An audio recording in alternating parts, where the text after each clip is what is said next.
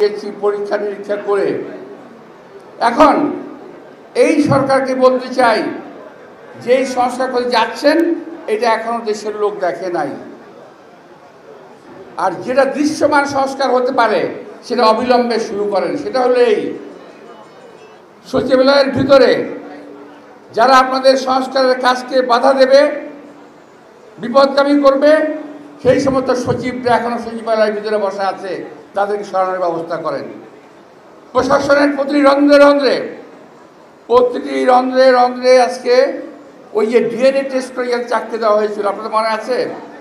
চাকরি দেওয়া হয়তো ডিএনএ টেস্ট করে, ওই ডিএনএ টেস্ট চাকরি দেওয়া হয়েছে যাদেরকে, তারা বসা আছে। তাদেরকে বাছাই করেন, তাদেরকে শাস্তির আওতায় আনেন।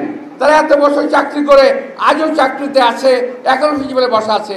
এটা কিন্তু সন্দেহর অনেক অবকাশ রাখে যে সংস্কার বাস্তবায়ন হবে।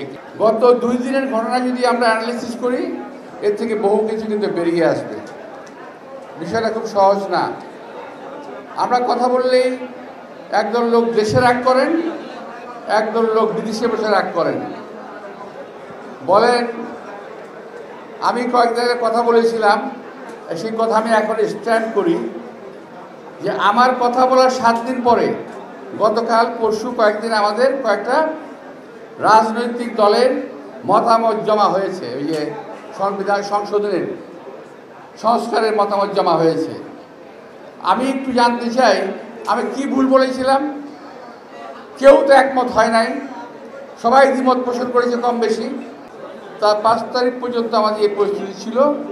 সেই পরিস্থিতি আমাদের দেশে অবস্থান ঠিক রাখতে হবে, যে যাই ভাবুক। তা যদি না হয় এই দেশের কিন্তু অস্তিত্ব বিলীন হয়ে যাবে। আর এই দেশের অস্তিত্বকে নষ্ট করার জন্যে দেশে এবং বিদেশে বহু চক্র কাজ করছে।